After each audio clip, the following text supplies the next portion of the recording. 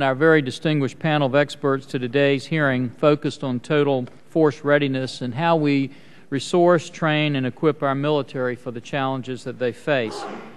No one will dispute that we have the most capable and professional military in the world. However, I worry about our state of readiness, not for mastheads on the horizon or columns of tanks rolling towards us, but for the looming defense budget cuts many in this Congress seem willing to inflict on our military. 2 weeks ago, this subcommittee heard about the challenges the Navy has faced in preserving and enhancing its readiness and current capabilities. I suspect we will hear today how our other military services face many of the same challenges and how they all would be negatively impacted by hundreds of billions of dollars in budget cuts. As we consider our deficit, federal spending, and the impact on our defense budget, I believe we should be asking 4 questions. First, what are the threats we face? Second, what resources do our combatant commanders need to protect us against those threats? Third, what do these resources cost and how can we obtain them as efficiently as possible? And fourth, what can we afford and what are the risks to our nation if we do not supply those resources? I believe many in Congress and the White House have been asking only the portion of question 4 that asks how much they want to spend and have been ignoring the other questions almost entirely. However, in January, Chairman Mullen was quoted saying that any significant additional budget cuts can almost only be met through substantial reductions in force structure, which goes against the national security requirements that we see in the world we're living in. Similarly, just before his departure in June, Secretary Gates warned that no further reductions should be considered without an honest and thorough assessment of the risk involved to include the missions we may need to shed in the future. I realize that our witnesses today are in a difficult position. I would simply ask, help us help you. I hope our frank discussion during this hearing can help us all better understand the seriousness of the challenges we face and those still ahead. We must not let our legacy be one of overseeing the slow dismantlement of the greatest military on the earth. We all have a responsibility to ensure our men and women in uniform are given all the tools necessary for the job we've asked them to do, and I look forward to hearing from our very distinguished witnesses. Today we have with us General Peter W. Corelli, the Vice Chief of Staff of the U.S. Army. We're proud of his service to our country and we're delighted to have him with us today. We also have Admiral Jonathan W. Grinnard, the Vice Chief of Naval Operations for the U.S. Navy. Admiral, we're proud of your service and we're also proud of the work we know you'll do as the CNO of the Navy, and we know they made a good selection there. Equally important today is the presence of General Joseph F. Dunford, Jr., the Assistant Commandant of the Marine Corps for the U.S. Marine Corps. General, we know you've been at the tip of the spear in all of our fights, and we just are honored to have you with your expertise and experience coming before our committee today.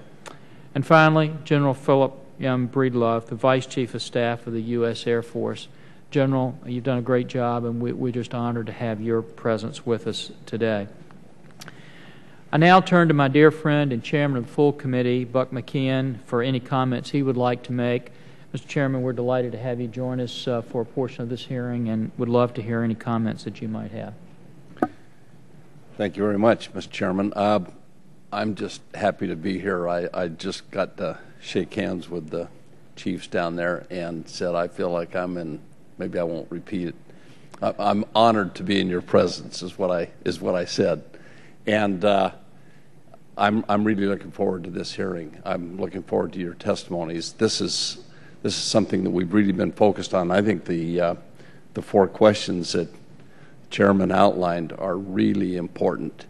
I had a chance over the weekend to talk to each of the chiefs because I'm concerned with the cuts have been escalating so rapidly over the last year it's hard to keep up with where we are. And I just wanted to know from them how much further they can go, because I was expecting to hear some requests from our leadership. Fortunately, they didn't ask for any more cuts in the solution that they're working on to solve our problem right now. But thank you. I'm glad to be with you, and I look forward to your testimony. Thank you, Chairman McKeon. And I would now like to turn to my fellow co-chair of the China Caucus and also the ranking member of this committee, Madeline Bordello from Guam, and she just got back from Guam for any remarks she may have. Ms. Bordello. Thank you very much, Mr. Chairman. Today we continue our discussion on the overall readiness of our military forces, and we will hear from all the vice chiefs of our military services. We thank them for their service to our nation and for appearing before our subcommittee today. Over the past decade, we have asked our all-volunteer force to sustain continuous combat operations, and they have done so remarkably well. Our men and women who deploy in support of operations worldwide are some of the best trained and the best equipped service members that this nation has ever seen. I think many of us on this subcommittee can remember back several years ago when service members frequently deployed without proper training or necessary equipment.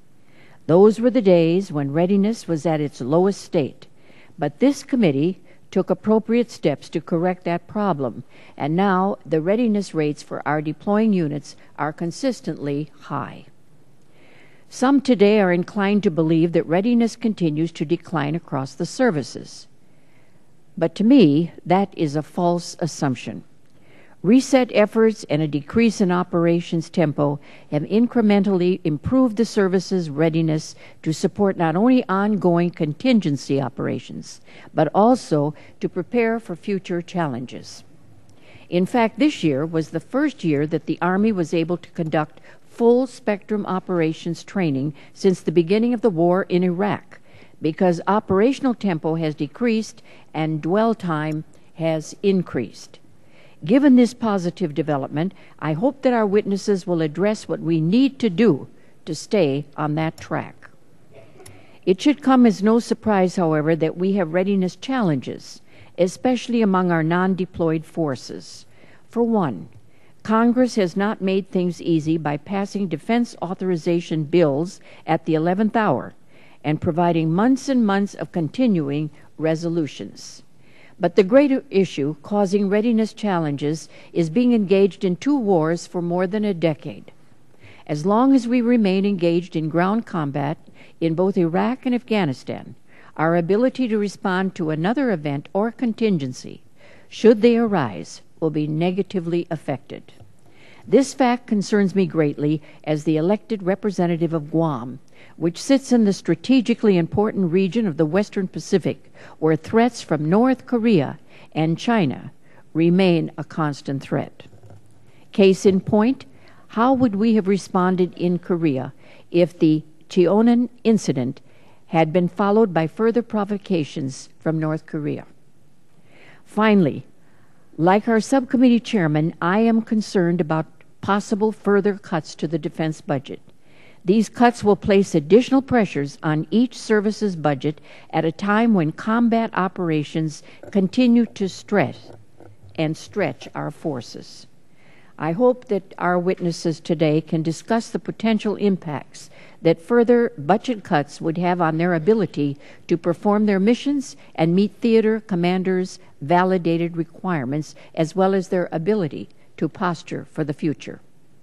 The only way to restore readiness across the board is to decrease the demand for forces, but we should not make the mistake of not making necessary investments to better posture our forces to respond to emerging threats.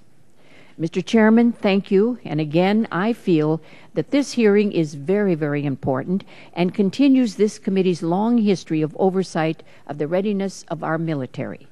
Having the right mix of manpower, a total force ready to be employed and engaged as an instrument of national security is essential to preserving our way of life.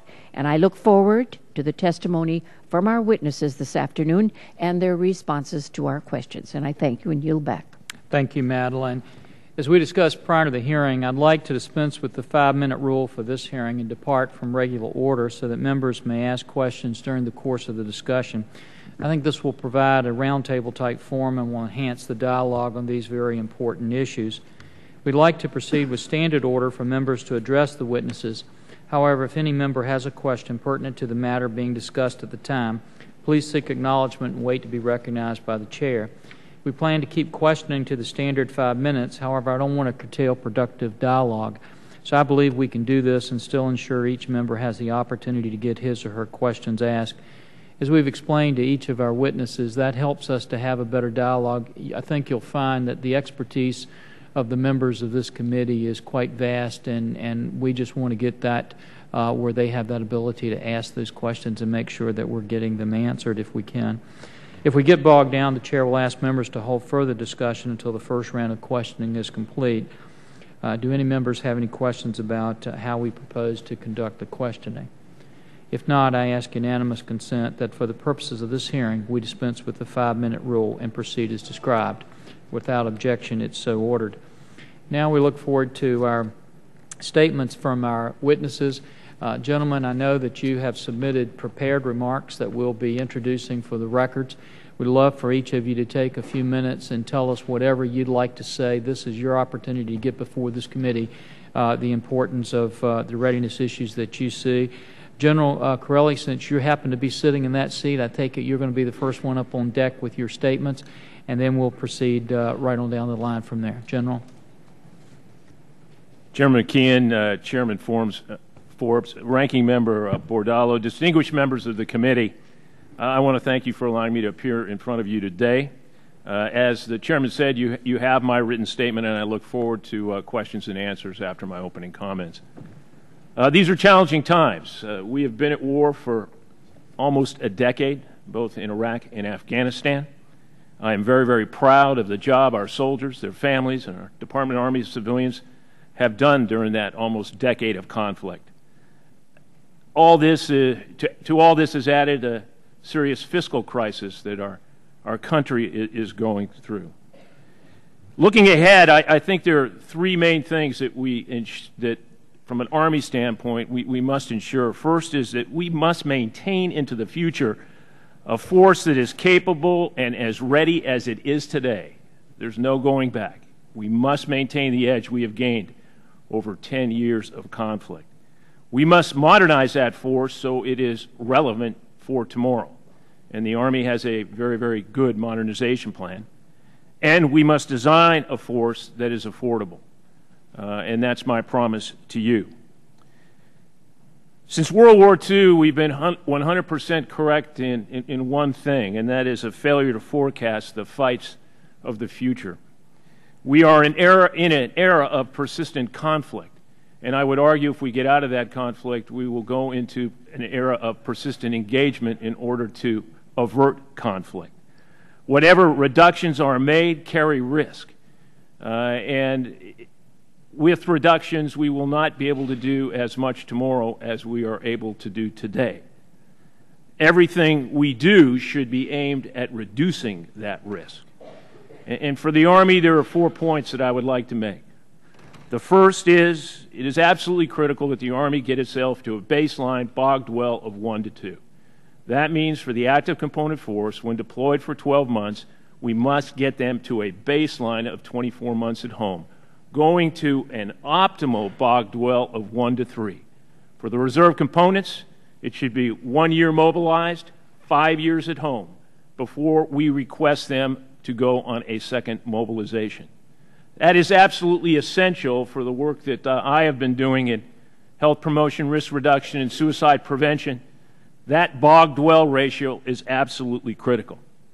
As you well know, the Army has a requirement for 22,000 soldiers that we call the temporary end strength account. Temporary end strength was created to allow us to get off of stop loss and also to help us make up for the medically non-deployable soldiers that we had in our units.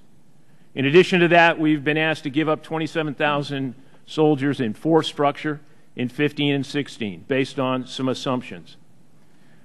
We have done the analysis of that drawdown to 520, and our strong recommendation is that that be a gradual drawdown, a drawdown of both force structure and the TESI account, temporary end strength increase, if required to do so. That is absolutely essential if we're going to take care of our soldiers and our families. And we would also argue that we need to maintain a portion of that temporary end strength increase because of the fact we have over 13,000 soldiers in the disability evaluation system after 10 years of conflict. I promise you we will continue to do our part. to find cost savings, eliminate redundancies, and improve business practices. And the capability portfolio review process that we've embarked on and the network integration exercises that we're running at Fort Bliss are examples that I'd be happy to expand on during questions and answers. The bottom line, while the current fiscal environment may require changes or reductions to force structure, we must act responsibly. We must ensure for the United States Army that whatever we have is a balanced force. We have a tendency to protect force structure because we are a people-oriented and focused force, not platform-oriented. But we have three dials we have to turn here.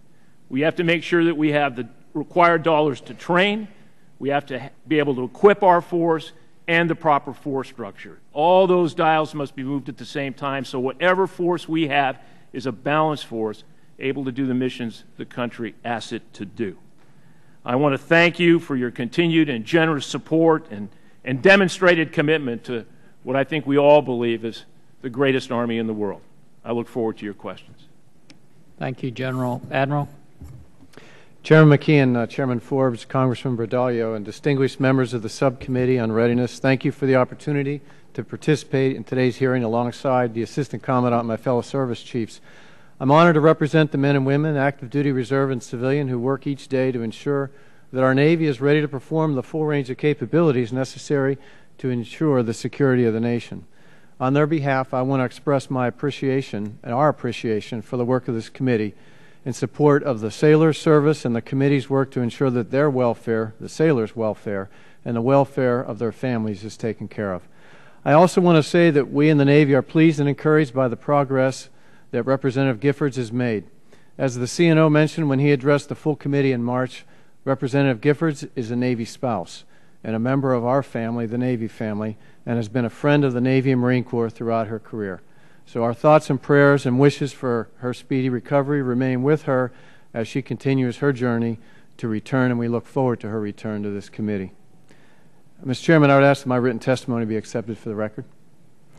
Our Navy remains globally deployed. 50 to 60% of our ships are underway at any given day. 27,000 Navy people are at sea or on the ground or engaged in directly supporting combat operations in Central Command. We have naval forces providing deterrence against North Korea, providing maritime security and executing global maritime partnership initiatives in Europe, South America, Africa, the Mideast, and the Pacific, providing humanitarian assistance, disaster relief as we have in Haiti, Pakistan, and Japan over the last year. The Sixth Fleet is supporting NATO power projection operations in Libya, and our ballistic missile defense capable surface ships provide theater ballistic missile defense in Europe, the Middle East, and the Western Pacific. Also, the Navy ballistic missile submarines provide the most survivable element of our strategic deterrent triad. Now, all these activities are directly aligned with our maritime strategy and our 6 core capabilities that strategy articulates. Our sailors, your sailors, are doing a superb job in a myriad of tasks, and the combatant commander positive feedback that we get testifies to their performance. Our sailors represent the foundation of our readiness. Overall, Navy's readiness is acceptable, but as you have seen in the quarterly readiness report we provided you to Congress, there are indicators of a declining trend. I view it with these indicators and the trend with concern. It's clear to me that the Navy is under stress. This is reflected in a host of indicators and resource areas.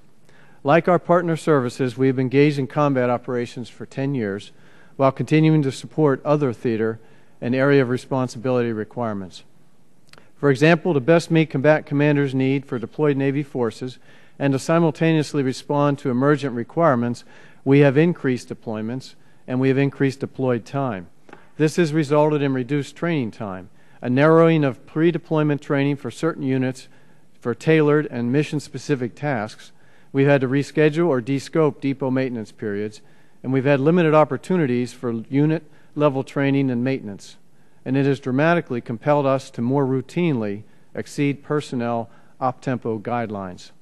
Your Navy has been a rotational force for decades, and consequently we are used to what we call resetting in stride between deployments. This principle has kept core Navy readiness measures above minimum requirements, but the stress on the force is real, and it has been relentless. I can't tell you for sure, Mr. Chairman, if we're at an inflection point or a tipping point, but I don't see how we can sustain this pace of operations indefinitely and meet the readiness standards. If we try to do so, I think it will consume the expected service life of our force structure earlier than designed and planned, and we'll face a cascading increase in the cost to achieve the expected service life of those ships. And reaching that expected service life is a foundational element of our future ship inventory and, accordingly, our shipbuilding plan. Therefore, it's important for us to reestablish, in my view, a sustainable level of operations consistent with force structure and supportable by our fleet response plan. Our responsibility is to provide a Navy ready today to do today's mission. It's also our responsibility to be ready to meet tomorrow's challenges. So accordingly, the CNO strives to carefully balance modernization and procurement with current readiness requirements in developing our budget submission. For example, we have taken steps in the 12 budget to reduce our reliance on overseas contingency operations funding, particularly in the operating accounts. However, we remain dependent upon some level of OCO to fully meet today's baseline readiness requirements. Our readiness would be dramatically impacted if OCO's funding is further reduced or terminated without a corresponding reduction in those operating requirements. So, Mr. Chairman, Congresswoman Bordallo, and members of the committee, you can be proud of the work of the men and women serving your Navy. They get it done on behalf of the combatant commanders around the world. And I appreciate the opportunity to be with you today, and I look forward to the discussion. Thank you. Thank you, Admiral. General Dunford. Chairman McKeon, Chairman Forbes, Congresswoman Bordallo, distinguished members of the committee, thanks for the opportunity to join you here today. It's an honor to represent your Marines.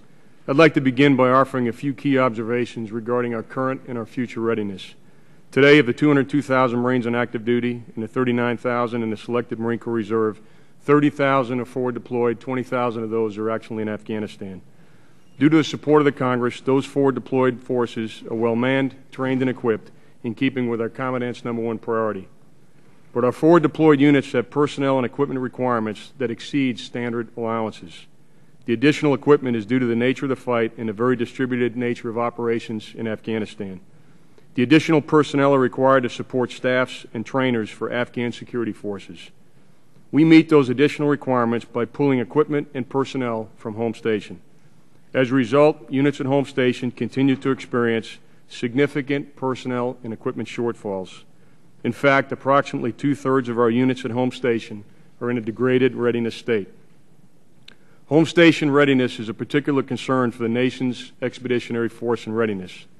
The forces at home station represent our capability to respond to unexpected crises and contingencies. Last year, units at home station responded to several unplanned requirements, including those in Afghanistan, Libya, and Japan.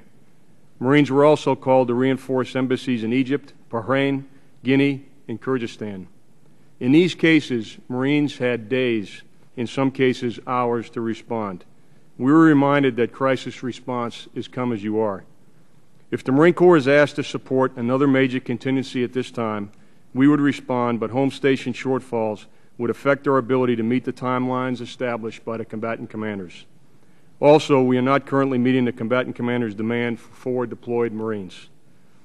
Even as we work to meet current requirements, we're looking ahead. We've conducted an assessment of the future security environment and a force structure review. Based on our analysis, we plan for a force with the right capabilities and capacities to provide the nation with an expeditionary force and readiness that meets the vision of the 82nd Congress. Our intent is to reset our forces coming out of Afghanistan and reconstitute an active force of 186,800 Marines with 39,500 in the selective Marine Corps Reserve. That force will be manned and equipped as a force in readiness. It will be designed to be forward deployed and engaged, and it will be prepared for a wide range of crises and contingencies. With your continued support, tomorrow's Marine Corps will remain a force that is ready to respond to today's crisis with today's forces today. I look forward to your questions. Thank you, General. General Breedlove. Chairman McKeon, Chairman Forbes, Ranking Member Bordallo, and distinguished members of the committee. It is my pleasure to be here today representing the more than 690,000 active duty, Guard, Reserve, and civilian airmen. Thank you for providing me the opportunity to update you on the readiness of your United States Air Force.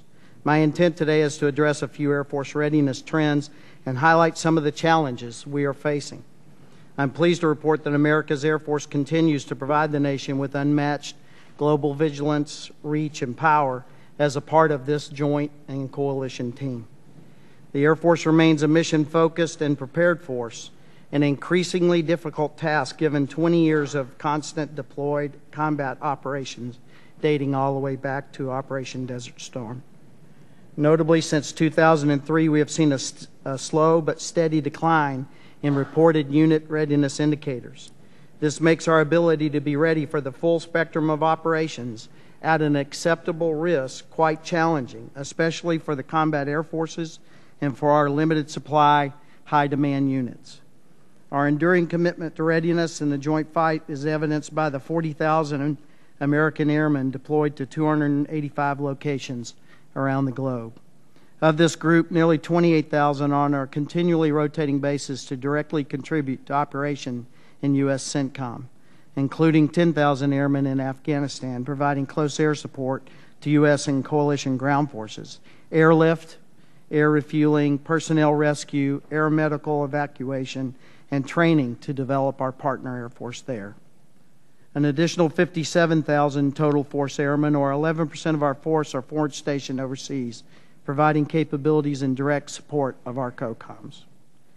And from their home stations in the United States, 220,000 total force airmen, 43% of the Air Force, provide daily support to worldwide operations, standing nuclear alert, commanding and controlling our satellites, analyzing intelligence, surveillance, and reconnaissance data for the forward troops, and much, much more. This high operations tempo continues to stress 16 of our enlisted specialties and 6 of our officer specialties well below the 1-to-1 acceptable minimum. Aircraft readiness. Through the dedicated work of our airmen, the Air Force's aircraft inventory remains ready despite extensive use in contingency operations and increases in fleet average age. The mobility air forces are in good shape. Our modernization and recapitalization efforts, most notably the KC-46, remain on track.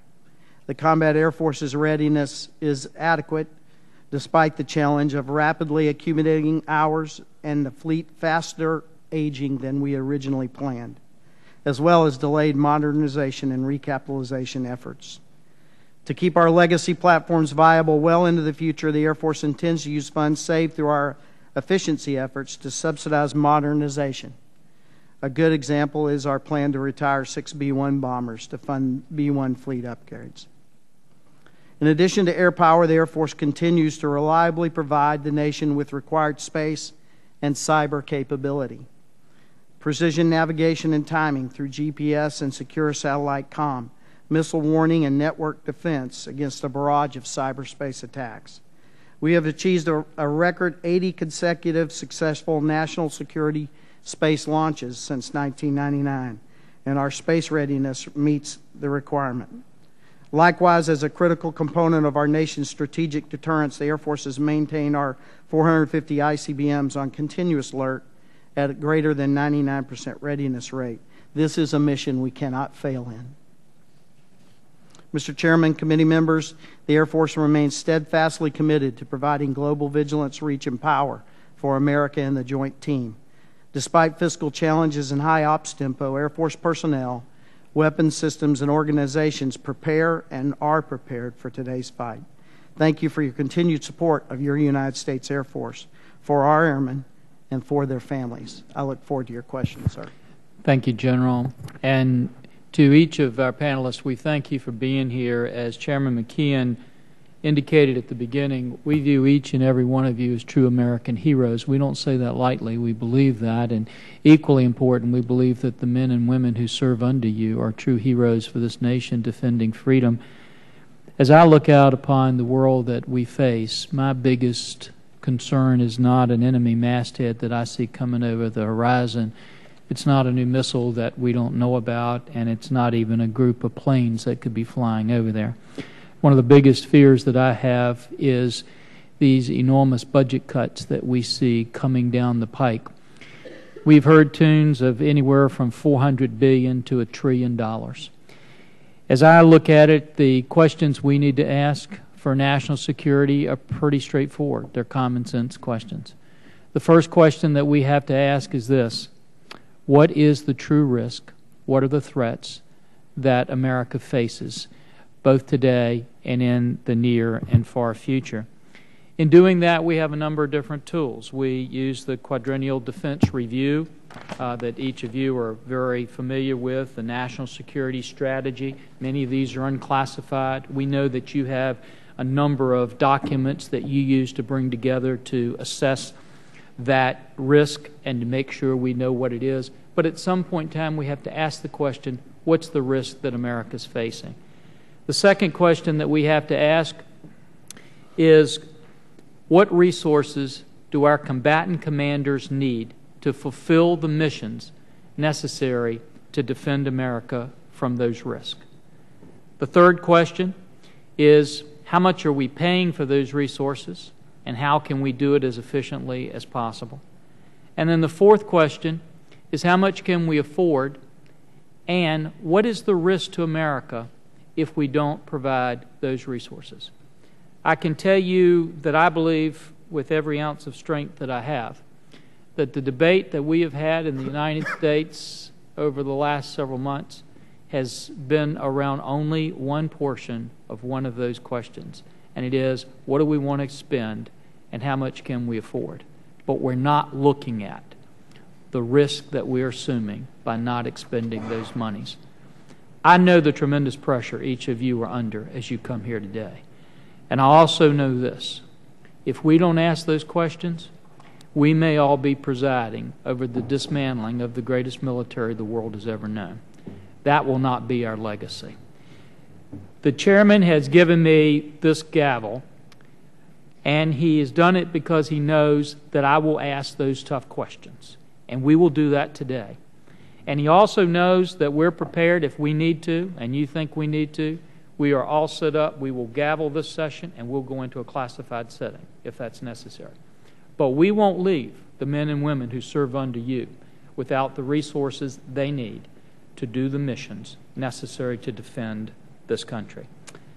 General Dunford, your Marines have been at the front of almost everything we have done over the last several decades. They have risked their arms, their legs, their quality of life, their life itself in doing that fight, so I think we should come to you first. And the question that I want to ask you, which is at the heart of it, if we believe that readiness is the ability of the military services to provide the combatant commanders with the resources necessary to meet the operational requirements necessary to defend us from the threats we face, the question I would ask you is this: in your best professional military judgment, given the tremendous demands on your service, are you currently able to provide the combatant commanders with the resources, all the resources they need to meet their operational requirements? Chairman Forbes, thank you for that question. First, as I mentioned in the opening statement, I'm absolutely confident that in the case of the United States Central Command, we're providing that combatant commander with all the Marine forces that he needs. And those forces, as is the Commandant's #1 priority, those forces are the best trained, best equipped, and best manned units that we can provide. The requirement to meet the Central Command demand has caused us to accept risk in other areas of operations. So currently, we are not able to meet all the forward presence requirements of the other combatant commanders in the Pacific Command, in the Southern Command, European Command, and Africa Command. Also, in the case of another major contingency operation, the United States Marine Corps would not right now be able to meet the timelines of the combatant commanders in response to another major contingency operation should it occur simultaneously with current operations in Afghanistan. General, you have heard same statements that we have heard about potential cuts from different sources, $400 billion to $1 trillion. Assuming that we divided those equally and the Marine Corps had to take as much as $200 billion of cuts over the next 10 years. Could you absorb those, and what would the impact be on the readiness state of the Marine Corps if that were to come your way? Chairman, we have taken a look at the figure $400 billion, And we've taken a look at what our fair share would be if it would come down to the Department of Navy, and we would take a pro-share cut of those reductions inside the Department of Navy. I think within $400 billion, we would have some challenges in taking those cuts. I think if they would exceed $400 billion, we would start to have to make some fundamental changes in the capability of the Marine Corps. Would your reductions come in the nature of personnel and force structure? Chairman, as a result of the way that we're organized, 60% of our total obligation authority actually goes to people. So if we were forced to take cuts, they would absolutely come in the form of capacity. General Breedlove, I know you have talked about the aging of your fleet, and so my first question to you is the same one to General Dunford. Given the demands on the service right now in the Air Force and your best professional military judgment, are you currently able to meet all the demands from our combatant commanders with the resources they need to meet their operational requirements? Mr. Chairman, my answer starts very similar to General Dunford's. In the case of CENTCOM, I believe we can meet all of those requirements. I will tell you that some of our low-density, high-demand requirements, personnel recovery, ISR, and a few are right at the ragged edge. And as we continue to be challenged by new tasks around North Africa and other places, we are right at the limit of supporting CENTCOM in those low-density, high-demand assets. Similarly, once you get outside of CENTCOM, we would have some risk, and those risks fall in these familiar areas. Personnel recovery, ISR, some of our intel assets, limited demand, are being pretty much consumed by the CENTCOM fight, and therefore we would accept risk as we would approach other COCOM requirements around the world that we have. And some of those would include PACCOM, for example. Yes, sir, exactly. In addition to that, General Dunford addressed the impact that cuts would make on the Air Force. I'm looking right now at the average age of some of your fleet, and it could be a few years either way, but as I look at it, your strategic bombers about 34 years old, tanker aircraft 47, your airlift aircraft 19. What impact would those cuts have on the readiness for the Air Force? We have also looked at the conversation which is happening about our fair share of 400, and it would cause us quite some concern in the recapitalization of just what you talk about, Mr. Chairman. We do have a TAC air fleet and a bomber fleet that is in bad need of recapitalization, and our plans throughout this period would be challenged by those cuts. Similarly to General Dunford, what we have looked at is that in a $400 billion cut, our capacity would have to come down. We have determined that we will not go hollow.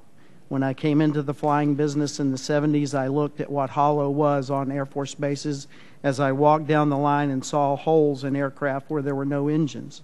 And we had maintained a certain amount of infrastructure and iron, but it was unflyable, and we can't afford to go there with the requirements of our COCOMs today.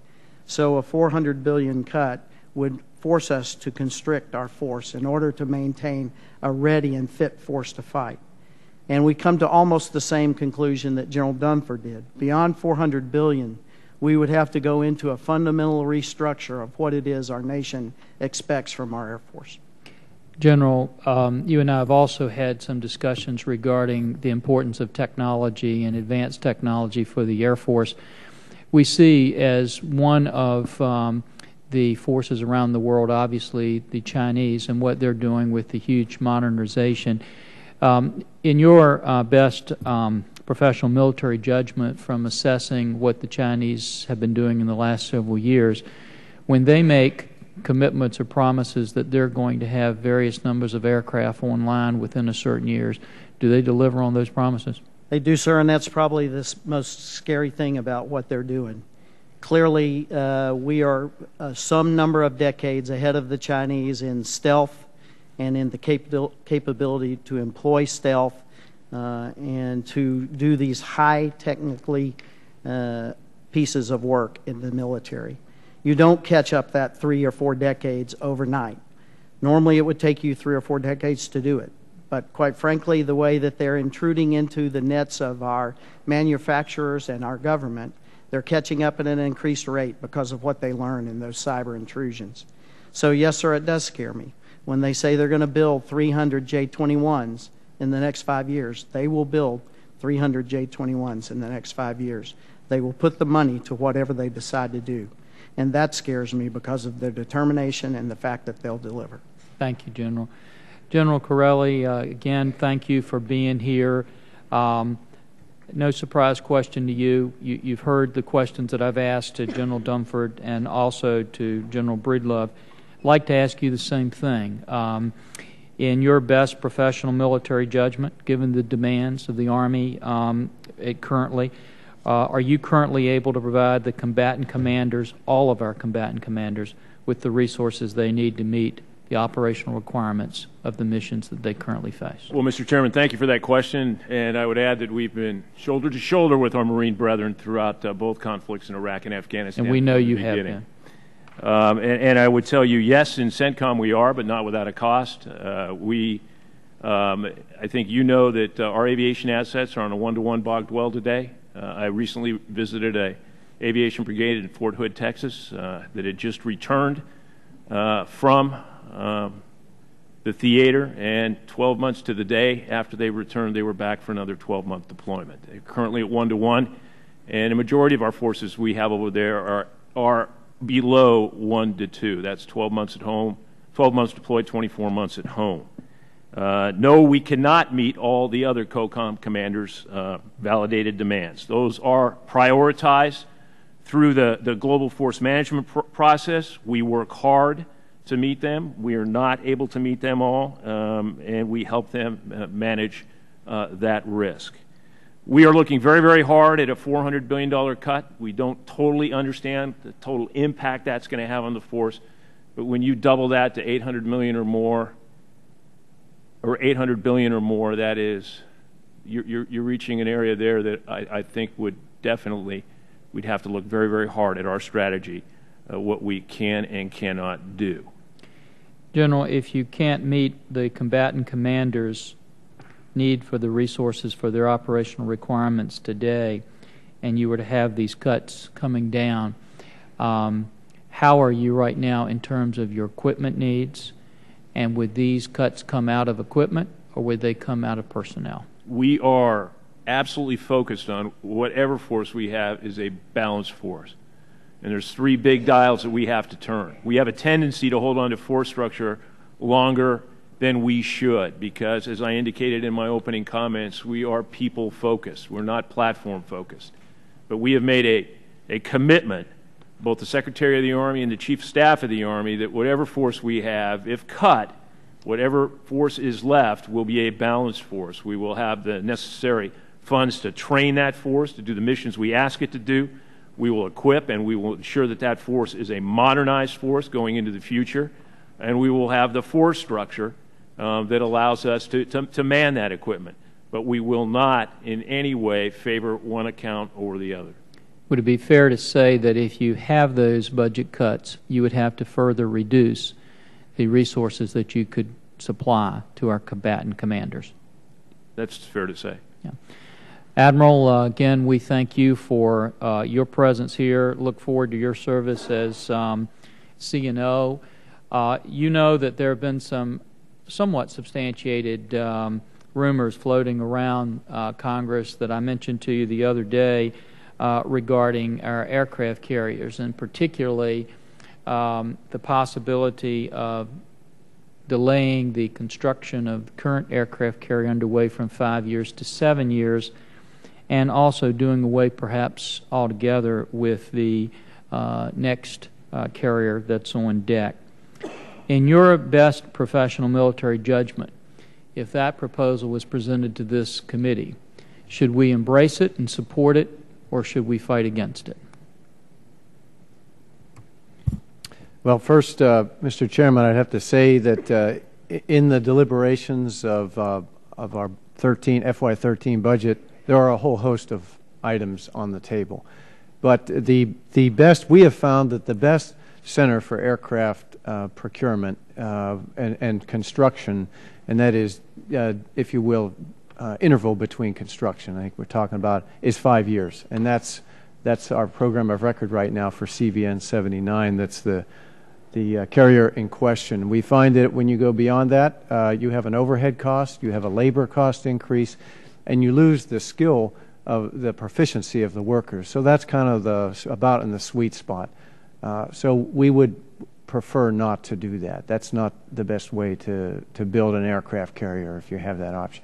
The CVN 79 is the intended relief for the Nimitz, which is retired, if I'm not mistaken, in 2025. So anyway, what I tell you, any rumor to that extent is definitely pre-decisional. There are a lot of things under deliberations right now, sir. Admiral, we recognize that. Let me ask you this. In your best professional military judgment, given all the demands on the Navy now, are you currently able to provide the combatant commanders with the resources they need to meet their operational requirements? Thank you, Mr. Chairman. Our validated signal, if you will, for providing the combatant commanders what they need is the Global Force Management Allocation Plan. That's a result of deliberations in the Joint Staff with the combatant commanders, with the services, and the Secretary of Defense's staff. The combatant commanders, unconstrained, if you will, what they believe they need is the input to this process. That is reviewed for validity, if you will, for policy, for strategy. The outcome of that is the Global Force Management. And Admiral, I want to make sure I've phrased my question to you correctly, so I'm sorry to interrupt you, but I didn't say what they wanted. I said what they needed. What my signal to me, what they need is the Global Force Management Allocation Plan. We meet that plan right now. With the caveats I gave you in my oral statement, we're on the edge right now. There are some aspects of my fleet response plan, my covenant to provide rotational forces forward that I find that I'm concerned about some of those trends, and I described those to you. So to answer your question, yes, we meet those. And unconstrained combatant commanders demand, I'd need doing some analysis about 400 ships. I have 285 ships today. Admiral, last question I'm going to ask you is this. When Admiral Burke was here a little over a week ago, he said that the COCOM demand was for about 16 or 18 subs at any one time. He said we could only deliver about 10 subs at any one time. Not because they didn't need them, but because that's all we could afford to deliver. Big difference. I'm looking at the shipbuilding plan that has been submitted by the Navy and looking out. We had Admiral Willard testify before one of our subcommittees a little over a year ago that the Chinese now, for the first time in our lifetime, had more ships in their Navy than we did in ours. And I know we can argue about capability, but at some point in time, numbers become capability. The second thing we looked at is the Navy has said we needed a floor of 313 ships. Then they came back and somewhat tweaked that and said 328. You know, and we've chatted about this before, in the QDR independent panel that did an analysis on that number, they came up and felt we needed 346 ships, regardless of whether it's 313, 328, or 346. In CBO's review of the shipbuilding plan that has been brought forward, they asked the question how the numbers work out, because based on their numbers and the cost of the ships, they feel instead of going to 313, we could be going down to 270, 250, even 170, depending upon the cost of the ships. Here's the question I have for you. This year, this committee put $14.9 billion in shipbuilding. The average over the last 3 decades, as you know, has been $15 billion that Congress has put in for shipbuilding. We know we can't supply enough subs right now for our combatant commanders' request. We know, as you mentioned, and also as CRS has come out and told us, if we were to delay a carrier, that carrier cost for either not building one or delaying them would increase not just our carrier cost, but the cost of our subs and the cost of doing the maintenance on our ships. We also know that last year the Navy had a $367 million shortfall in their ship repair accounts. Admiral Burke, Admiral McCoy testified about a week or so ago that when we don't do the maintenance on the ships, we reduce the life cycle for those ships and we increase the cost of the maintenance. The number differentiation on that shipbuilding plan is this. If we had the $15 billion, we can't reach even our 313 ship goal. You heard General Breedlove say when the Chinese say they're going to do something, they normally do it, and they're talking about building a lot of ships over the next few years. My concern to you is if we are short already, and I think the numbers are between that we need 17 to 19 billion dollars, so we could be short $2.5 billion to $19 billion. What in the world would the Navy do on its shipbuilding plan if you have to take further reductions coming down from some of these budget hits? Well, Mr. Chairman, you really eloquently described the conundrum we're in, the balance, and it's really all about that balance. If we had a reduction of the kind that was passed around here, $400 billion, $886 billion, without a comprehensive strategic review, a fundamental look at what we're asking our forces to do, without a change in activity, as I described, we won't be able to meet the Global Force Management Plan today. I'm pretty sure of that. It will exacerbate our readiness trends, which you're familiar with. And if we have to go to force structure, reduction of force structure, which you mentioned, I'm concerned about the industrial base. You're familiar with it, and you know that it's a fragile item. And Admiral, of that comprehensive strategic review, the one part of that we cannot change is what the threats are. Would that be fair to say? We can change our analysis and the missions we're going to do to fight this, but we can't change the threats as such. I would only add a caveat. You can't change a threat. You can determine what you view to be in your vital interests, your national interests. Threats are certainly a part of that equation. Good. Thank you all. Ms. Berdalla. Thank you very much, Mr. Chairman. I have a couple of questions for each of the witnesses, and I guess in the interest of time, if you can be brief in your response. I know we have votes later on. How long will it take to return your services forces to their pre-2001 readiness posture? How much will it cost to achieve that level of readiness? And will we ever again attain that level of readiness? And is that even the correct standard of measurement? I guess we'll start with General Girelli. Well, ma'am, we never want to go back to 2001. Well, I'm talking about pre-war. Even pre-war. I mean, our level of readiness today, I believe, is much better than it was in the pre-war period. Much better than it was in the pre-war period. But that does not. You still have to understand we've got a force that has been fighting for 10 years, and from a strain standpoint, it is a force that has been strained over time.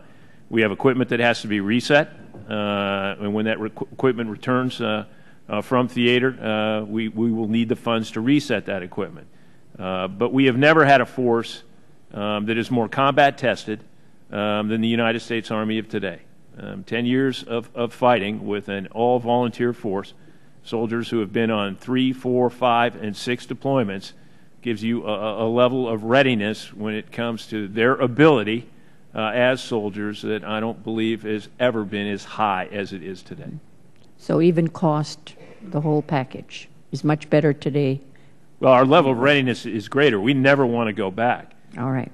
But that doesn't mean there aren't things we need to fix. Admiral? Thank you, ma'am. I think I need to characterize our force in 9/11 first and now answer your question. We had 316 ships on 9/11. We have 285 today. On 9/11, we had 385 sailors in the Navy. Today, we have 325. So we're a different Navy. We're a smaller Navy. Our readiness posture today, the foundation of it is a process, the Fleet Response Plan. We owe and have a covenant with the combatant commanders to meet a global force management plan.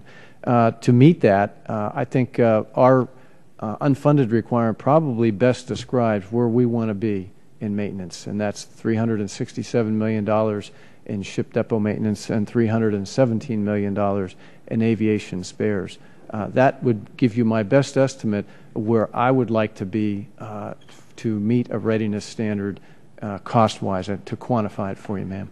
So you take a different view than, in other words, you're a smaller Navy today than you were back then. Yes, ma'am. And our next one is General Dunford. Hey, Congressman Bordile, let me answer the question about the pre-9/11 benchmark first. When we looked at the future and we developed what we believe to be the Marine Corps that the nation will need tomorrow, we didn't look at 9/11. We looked at the threats in the future. So we don't benchmark our readiness for tomorrow based on where we were yesterday. I agree with General Corelli with regard to the quality of the force. We've never had a force that's more capable than the one that we have today. Having said that, we have seen significant degradation, particularly in the category of equipment readiness over the past 10 years. So when we look at the cost of resetting, that is replacing or fixing the equipment that will come out of Afghanistan, as well as the cost of modernizing, our initial figures are on the order of $12 billion. That $12 billion, again, is to reset the equipment that will come out of Afghanistan, as well as modernize to the degree that we have done the analysis right now. I would qualify that figure somewhat by saying that there are many lessons learned from Afghanistan and from Iraq right now that we haven't yet institutionalized. We're in the process right now of examining our equipment standards, how much equipment a unit rates, and I suspect that we will find that, particularly in the case of communications gear and in some cases mobility capability, that we'll need additional equipment. But $12 billion is about the number right now that we have, and that's a combination of reset and reconstitution. Thank you, General. General Breedlove?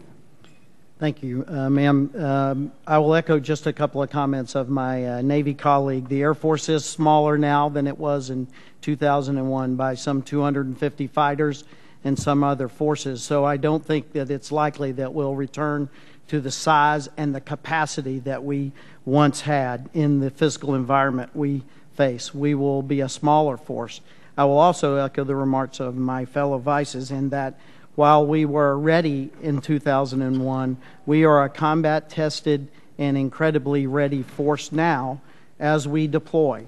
That sometimes comes at the expense of the non-deployed forces as we make sure that those forces that are forward get the supplies and the abilities that they have. Our small capabilities, limited number but high demand capabilities, have been rode hard for the last 10 years. To get back to the material readiness that the Vice Commandant speaks about is a tough road to hoe in what we see to be the next fiscal environment. So in a few of your cases, then you're a smaller organization, but you're far more ready and qualified today. Is that the message? When it comes to capability of our airmen as they fight on the ground and in the air, we are a battle-tested and proven force and ready there. It is our material readiness that is strained in our aircraft and our limited, high-demand, limited density assets. Well, May I add something, ma'am? I'm sorry. Yes. I just wonder if I could add something. We are a larger force today, but we didn't get large quick enough. I don't know if everyone remembers, but there was a period in time because we could not grow the forces as fast as demand was requiring that we had to go to 15-month deployments. When I say we never want to go back to that again, we never want to go back to that again.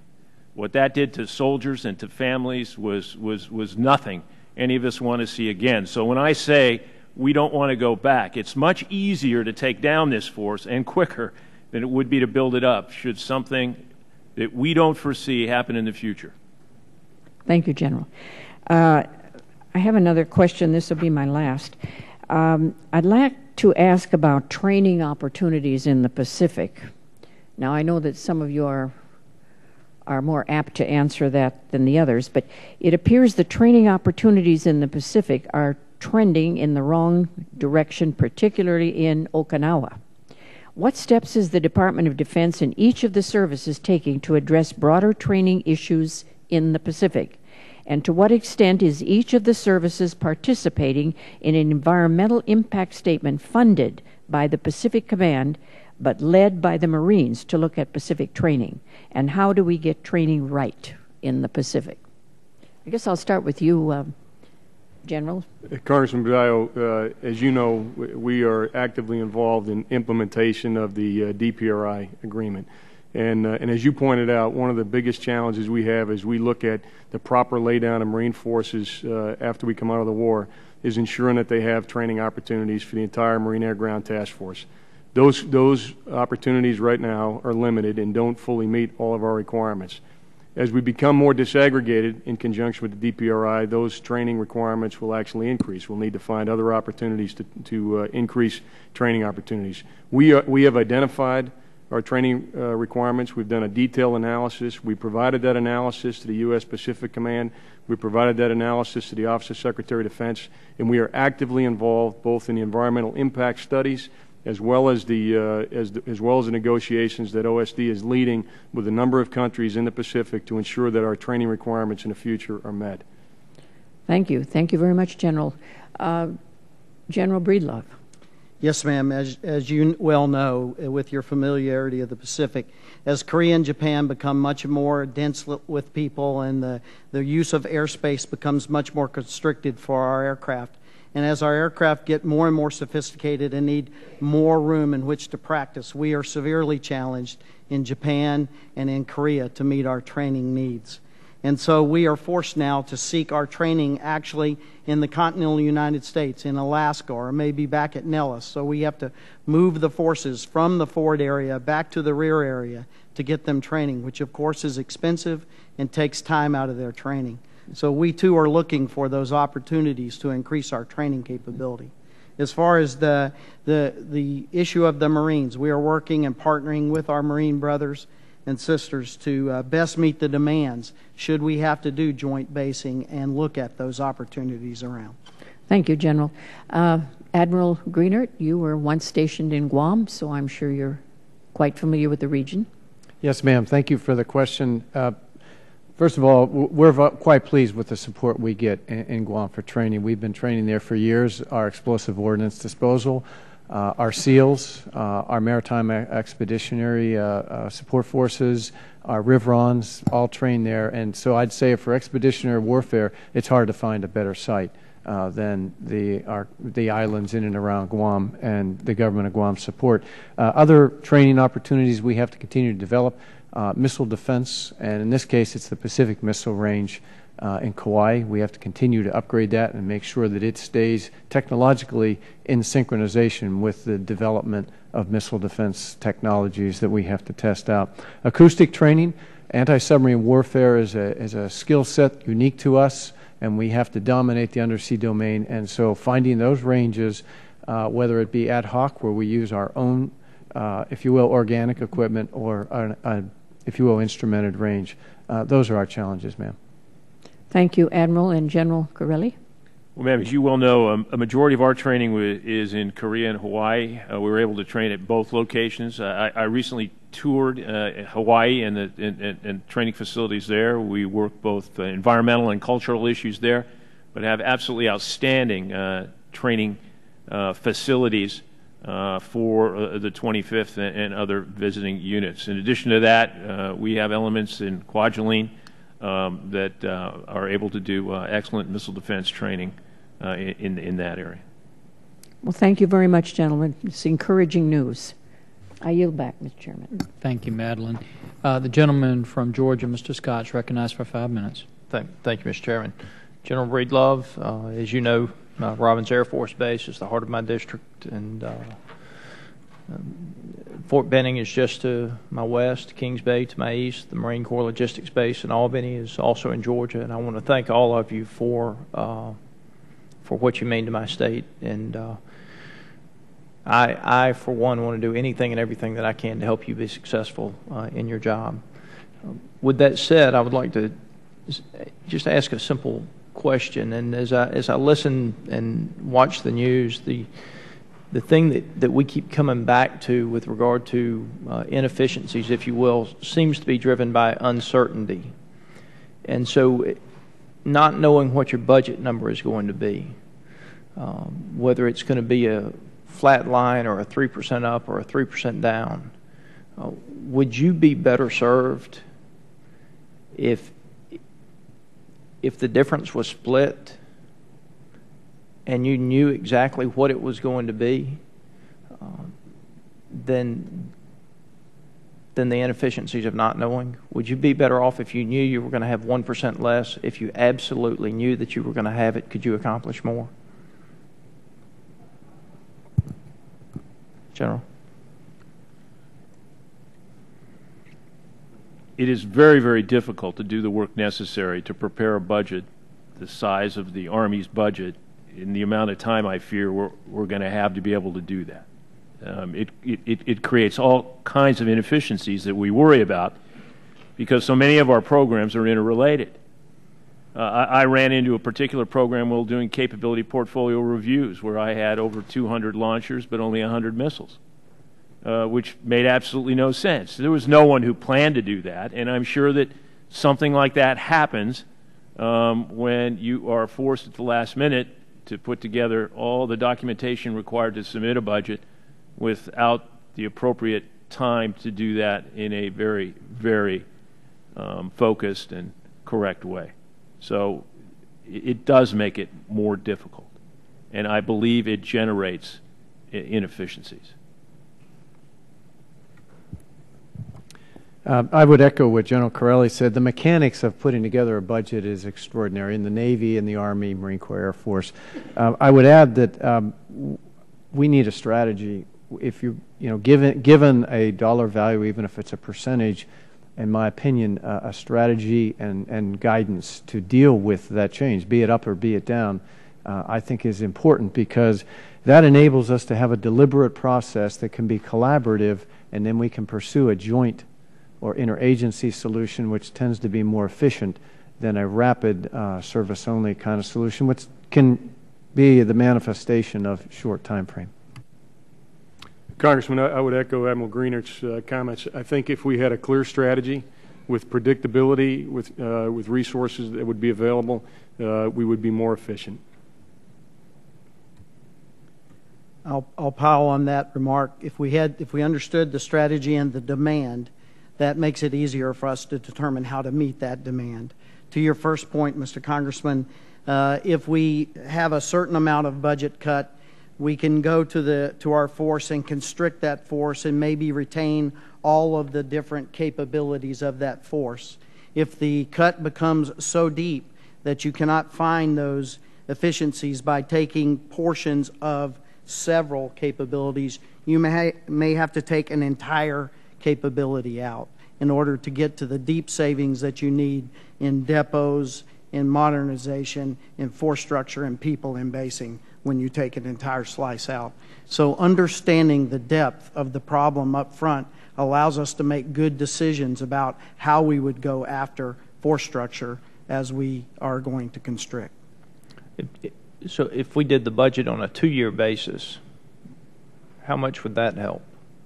If you had a 24-month planning and execution timeline on the budget, would General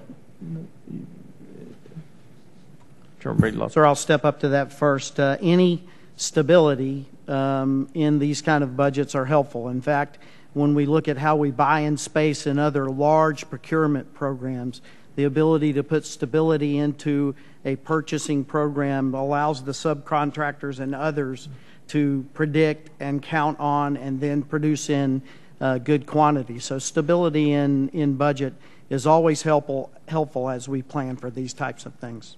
Gentlemen, my time's expired, but thank you for being here and thank you for what you do for our country. Thank you, Austin. The distinguished gentleman from Texas is recognized for 5 minutes. Thank you, Mr. Chairman, and thank you for calling this hearing. And gentlemen, thanks for being here and thanks for your service.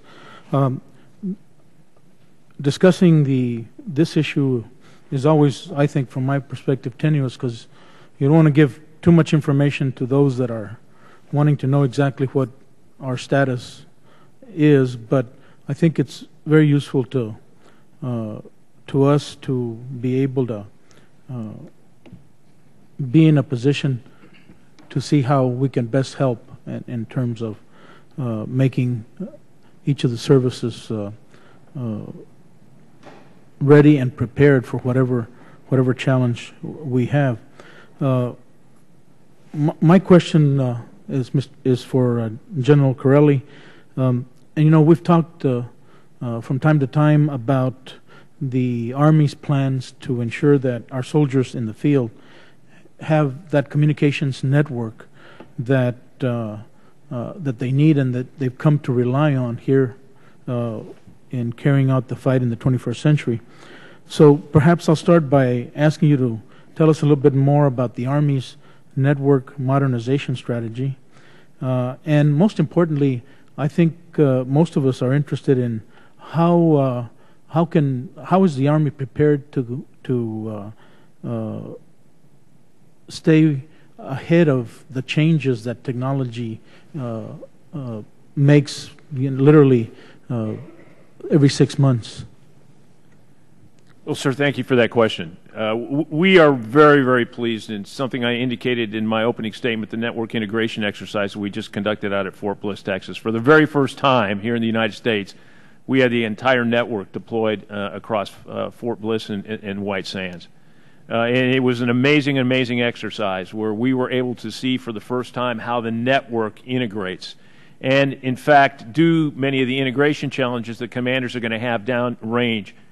We will have that next exercise in October. We published a sources sought document, and this is what I find very, very exciting, out to industry, where we and TRADOC had seen gaps in network capabilities. Within 30 days, we had 71 white papers come in where industry had spent their own dime to put together products to fill those gaps. Many of them will be tested in October for the first time. This is noteworthy because rather than using our R&D money, industry has used theirs to bring to us products that they believe will fit the needs of the Army. We are pushing the network down to the tactical edge, and the network integration exercises to be conducted every 6 months at Fort Bliss are going to prove to be valuable to the COCOM commanders, to the war fighters, and I believe to the American taxpayers.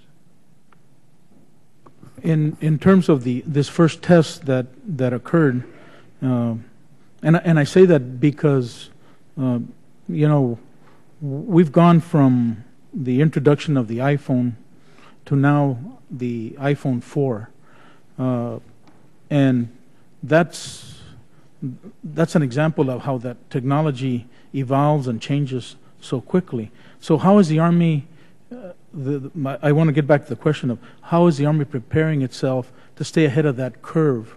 Because I don't want to, the only thing I can relate this to is the B-52 bombers that were old when I was in Vietnam, and today we're still using them. Nothing against the B-52s, but in today's world, technology changes so fast that I think we're in a position to make sure that we at least keep up with it.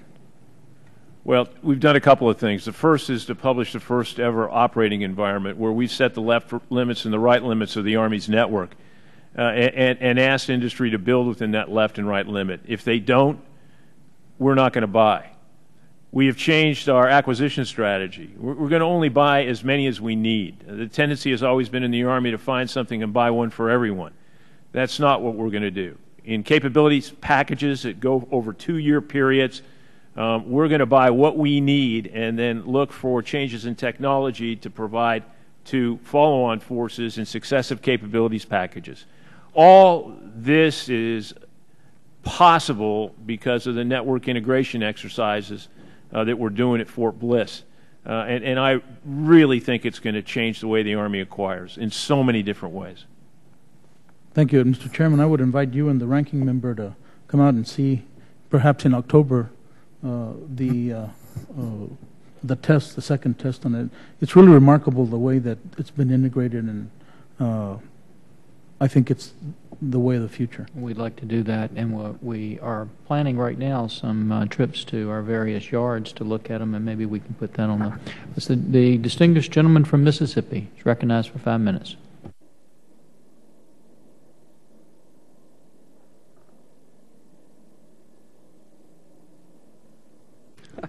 My apologies, Mr. Chairman. Thank you for hosting this hearing today, and thank you to our witnesses for being here and for the service to our country. I appreciate it. Ensuring the readiness of our nation and our ability to respond to global threats is one of my #1 priorities here in Congress. We are no doubt in a time of serious uncertainty when it comes to the national debt limit and the path forward. Some in Congress have suggested that cutting defense spending is an acceptable way to meet the goals of deficit reduction. I couldn't disagree more with some of my colleagues that think of that. I have a few questions regarding our current issues of readiness, and if we have a little extra time, I would like to hear your thoughts about defense spending cuts. Admiral Greenert, I know the Navy has chosen to reduce the Marine Corps pre-positioning stock in EUCOM. Can you talk a little more about the decision to move 2 maritime pre-positioning squadrons into reserve status back to Jacksonville, Florida? Well, actually, Congressman, what I'm familiar with is moving the Maritime Preposition Squadron Readiness to what we call the ROS 5 status. I can speak to that. We did that in deliberation with the Marine Corps within the department.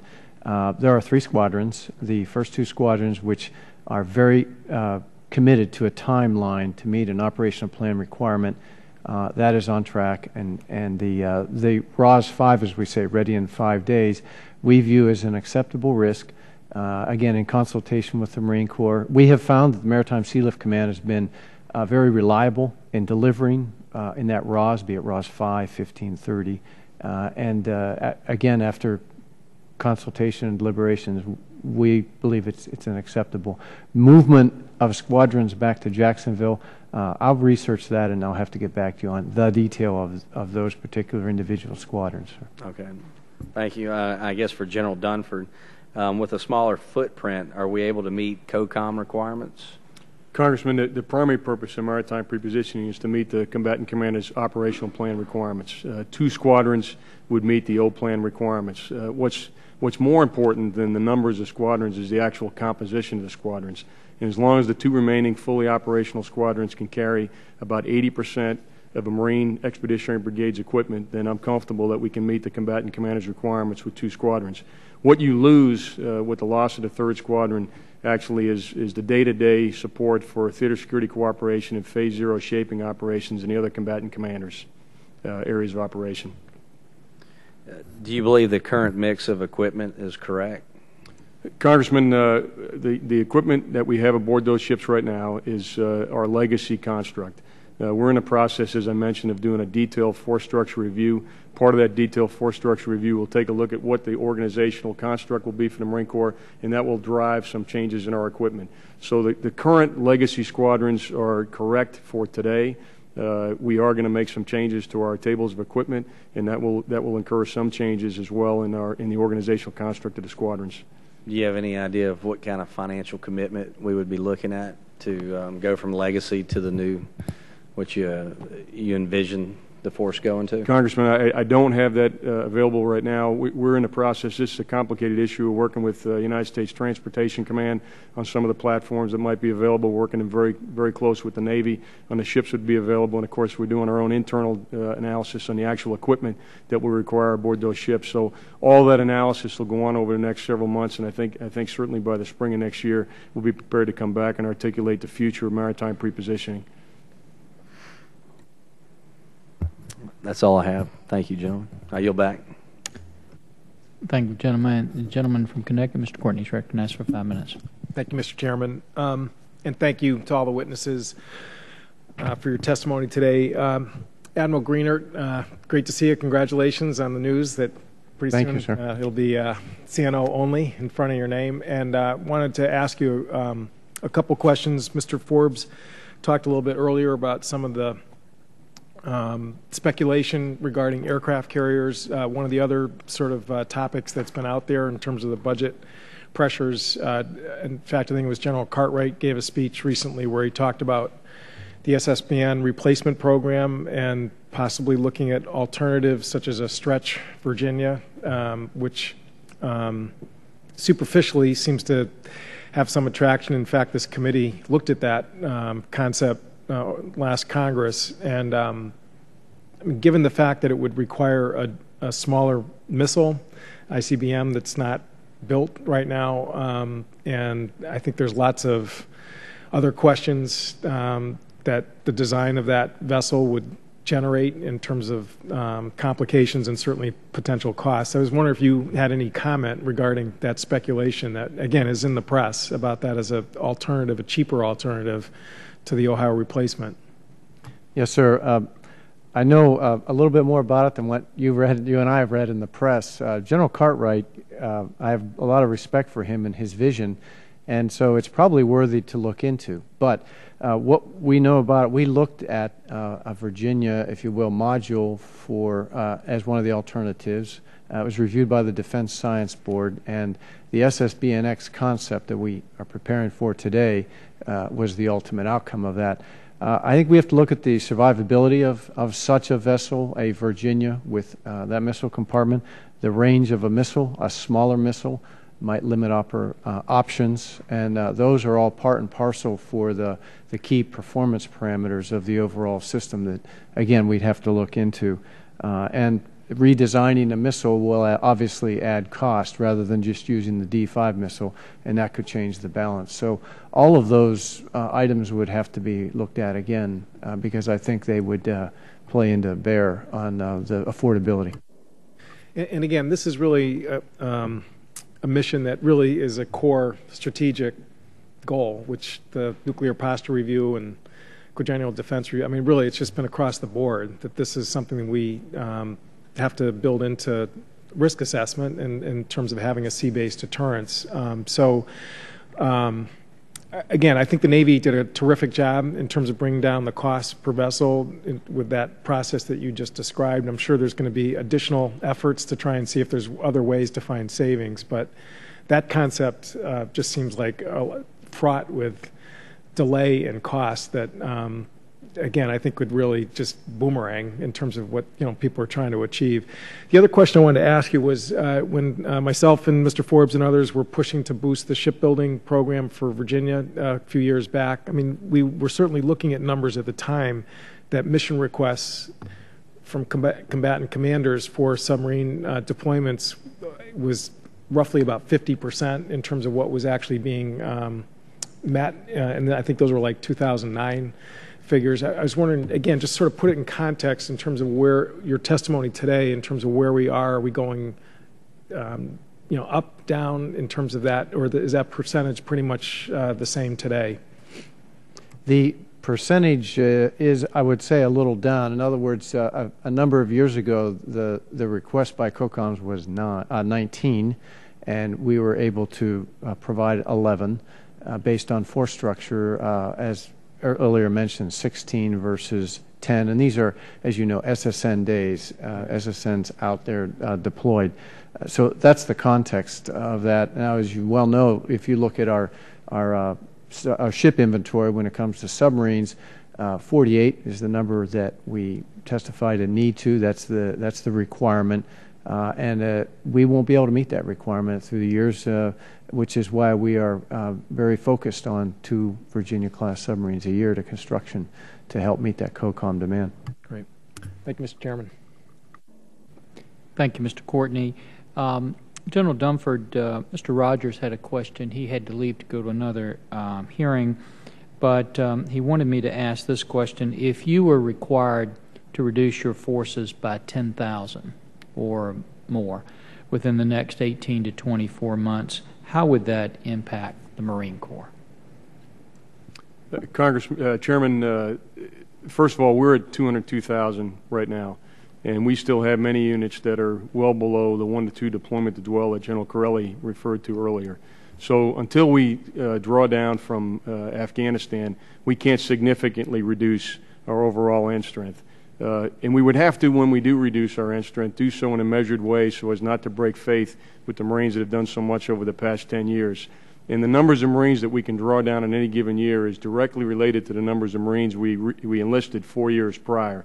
So our number for planning, for example, is somewhere in the vicinity of 4,000 a year is the maximum number of Marines that can be drawn down in a given year. Some years it's a little bit less, but on average our planning figure is we can draw down about 4,000 Marines a year without breaking faith with Marines or their families.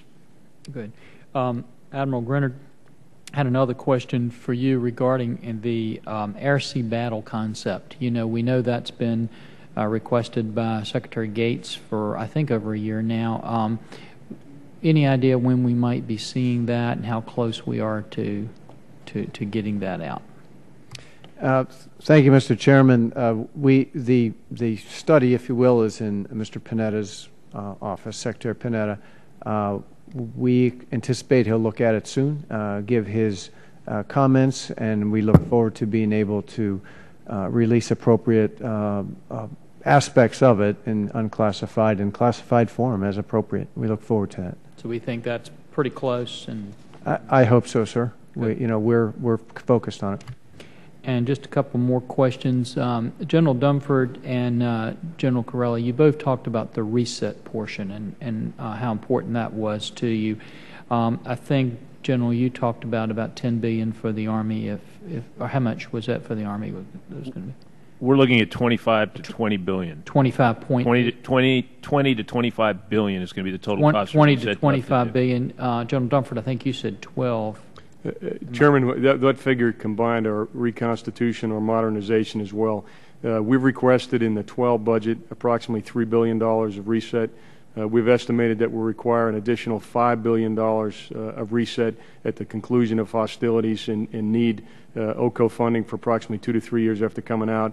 And then what I added into that $12 billion was actually our initial estimate of modernization of $5 billion. So that's how I got to approximately $12 billion. We did have some other resources that we requested in 11. We've received those resources, and now we're currently analyzing our request for 13.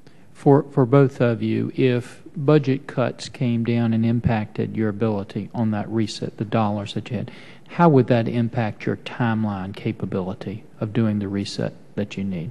There's a number of answers to that question, sir. First of all, the bill doesn't go away, and we have been counting on 2 to 3 years after the end of hostilities being able to get OCO money, because that is a true cost of war to do that reset. One might look at this year's reset budget and say, Army, you've got $775 million that you're not going to be able to execute.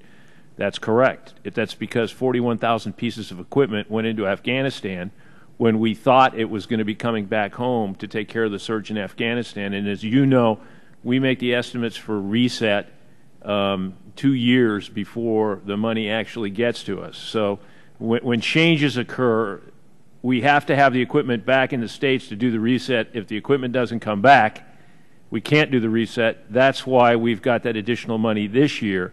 But that doesn't make the bill go away. That equipment is going to come back at some point in time. And when it does, it is going to have to be reset. Good. General Dunford. Chairman, our total procurement account in the Marine Corps, it runs about $2 billion. It's been steady for about 20 years. During this fit-up, we're projected to be at a high of about $2.7 billion during the fit-up. So you can see what a $5 billion reset would do to our modernization account. It would have a significantly adverse effect if we were forced to pay the reset bill out of our baseline budget. Quite frankly, we wouldn't be able to get to where we need to get to along the timeline that we believe is critical. And Admiral Greener, the last question I have for you, going back to the numbers we were chatting about earlier on our shipbuilding plan, I think it would be fair to say that the Congress has been averaging about $15 billion over the last 3 decades. This year we put in $14.9 billion. As you know, CBO has come out with their report suggesting that to follow your plan, you would need about $19 billion per year. I think some of your own figures, but I don't want to throw these at you, show that we'd need about $17.3 billion. But let's just take the CBO figures. How realistic do you think it is, with the budgets that we're seeing and proposed cuts, that we're going to have those kind of increases going into the shipbuilding plan over the next several years? And if we can't come up with a realistic scenario of getting those dollars, does that mean our shipbuilding plan is not a realistic plan? If I may, Mr. Chairman, I looked at the CBO report, and as we know, the differences vary by year, if you will, by tranche of years. First 10 years, we're pretty close. It's about inflation indices, labor differences, cost differences, and really the foundation, if you will, or the assumptions put into the design of the ships. We vary slightly in what the future ship might look like. But nonetheless, to get to your question at hand, if we receive a reduction of the ilk we were talking about, $886 billion, and we have to reduce force structure and we can't build ships to the level that we need to, then our shipbuilding plan, it gets back to strategy.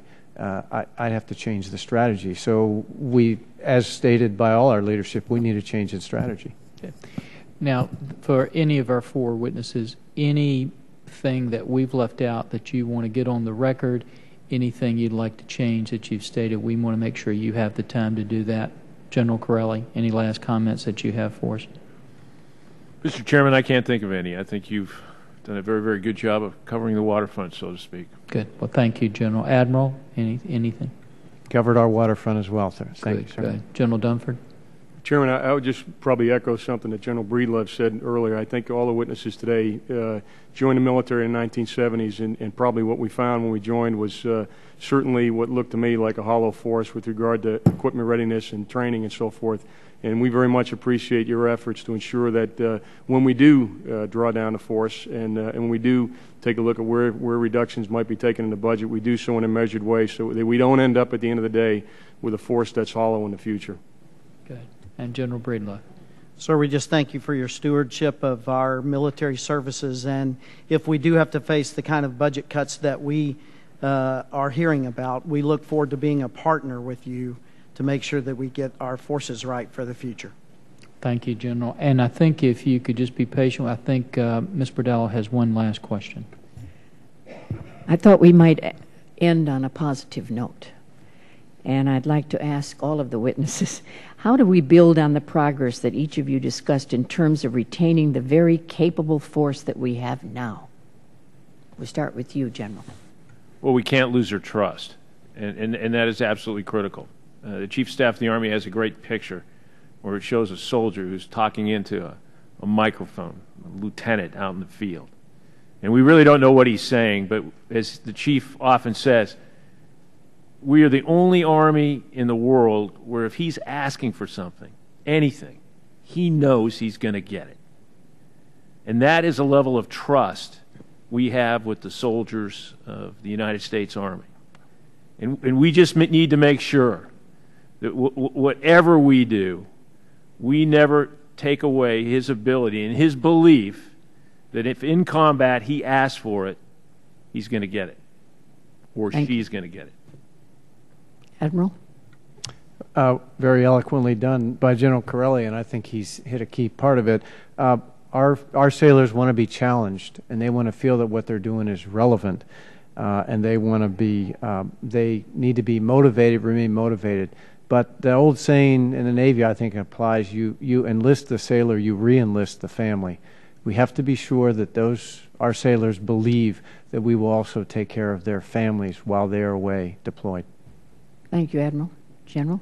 One of our commandant's top priorities he describes as keeping faith with our Marines and their families. And I think there's two parts of that. The first is ensuring that if we're going to send them in harm's way, they have the wherewithal to accomplish the mission with a minimal loss of life or equipment. And the other part is that when they are focused on the mission, they don't have to look over their shoulder to see if they're well supported back home. They know, as General Corelli said, that they can trust that the United States Marine Corps is taking care of their family and their loved ones when they're forward deployed. And I think those are the two key elements of maintaining a quality force in the future. General? Thank you, ma'am, and I would echo a couple of the things my compatriots have already said. First of all, trust, and part of that trust is we don't send American soldiers, sailors, airmen, or Marines to the battle with the second best equipment or the second best training. We have to continue to equip and train our force so that they can overcome anybody that gets in front of them. Second, again, is to challenge them. How do you train troops who are the most battle-tested we have ever had in our service? We've got to continue to invest and to put our efforts towards giving them quality training that will not only prepare them for today's fight, but the future fight that may be very different than today's. And then finally, recognize their sacrifice and the sacrifices of their families as we go forward. Thank you, ma'am. I thank all of you gentlemen for the service that you have donated to our country And you've placed your entire life, your careers, and I think I joined I'm sure I joined the chairman in saying that we are tremendously proud of our men and women in the military service. Thank you. We echo that, and General Corelli, we'll just tell to all four of you, it's the commitment of this subcommittee and this full committee that we're going to make sure that when those men and women are on that line and that microphone, that we're over here listening and making sure they get those resources. And thank you all for helping us do that. I now ask unanimous consent that non-subcommittee members be allowed to submit questions for the record for today's hearing. Is there any objection? And without objection, so ordered. With that, thank you all so much, and we're adjourned.